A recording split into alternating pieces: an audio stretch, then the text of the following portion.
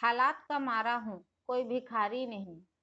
एक व्यक्ति जो कि अधेड़ उम्र, लंबी कदकाठी, बढ़े हुए दाढ़ी बाल, गंदे से कपड़े तथा दयनीय अवस्था में था, सड़क पार करते हुए सलोनी की गाड़ी से टकराते टकराते बचा। सलोनी ने सख्त आवाज में कहा, बाबा जरा ध्यान से देख के चलो, तुम्हारा ध्यान कहाँ है? सलोनी ने उतरकर उसे देखा कि कहीं उसे कोई चोट तो नहीं आई, लेकिन उससे पहले ही वह चुपचाप सड़क के किनारे जाकर बैठ गया।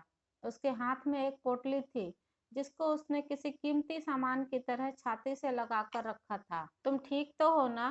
कहीं लगी तो नहीं? कुछ खाया कि नहीं? पानी है क्या तुम्हारे पास? सलोनी ने उसके सामने सवालों की झड़ी लगा दी थी। उसने कातर भाव से सलोनी की ओर देखा। उसे विश्वास ही नहीं हो रहा था कि कोई उससे इस तरह बात कर सकता है। उसने जवाब दिया, नहीं, 2 दिनों से कुछ नहीं खाया। यूं समझ लो कि हालात का मारा हूँ। जब तक जीवन है ऐसे ही चलते जाना है। सलोनी ने फिर सवाल किया, तुम्हारा कोई घर नहीं है क्या? कहाँ रहते हो? आदमी ने कहा, कभी भरा पूरा घर था, पत्नी, बच्चे, नाती पोते सब। जब तक पत्नी जीवित थी तो सब ठीक था, हम सबको वो ही संभाले हुए थी। उसके बाद तो मेरी वजह से घर में कलह बढ़ता ही गया।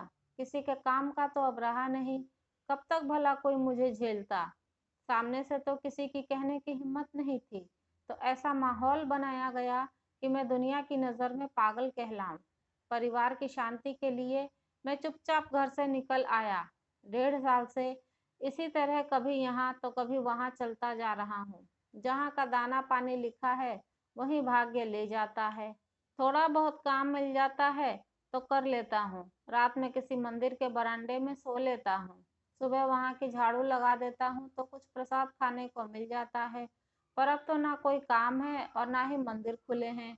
लगता है भगवान ने भी मुझसे मुंह मोड़ लिया है। अब देखो कहाँ दाना पानी मुझे लेकर जाएगा। ये रख लो बाबा। सलोनी ने उसे 1500 रुपये देते हुए कहा। वह कभी सलोनी की ओर तो कभी नोट को तिरस्कृत नजरों से देख रहा था। फिर बोला, ये मैं नहीं लूंगा। मैं हालात का मारा हूँ, कोई भिखारी नहीं। यदि मेरे भाग्य में भूखा मरना ही लिखा है तो मुझे स्वीकार है। यह कहते हुए वो उठा और आगे बढ़ गया। उस समय सलोनी आत्मग्लानि के बोध से स्वयं को बहुत छोटा महसूस कर रही थी। सलोनी सोचने लगी कि कितना आत्मसम्मान है इस आदमी के पास। आपको ये वीडियो अच्छी लगी है तो इसे लाइक और शेयर ज़रूर करें। चैनल पर नए हैं तो सब्सक्राइब ज़रूर करें। कहानी सुनने के लिए आपका बहुत शुक्रिया।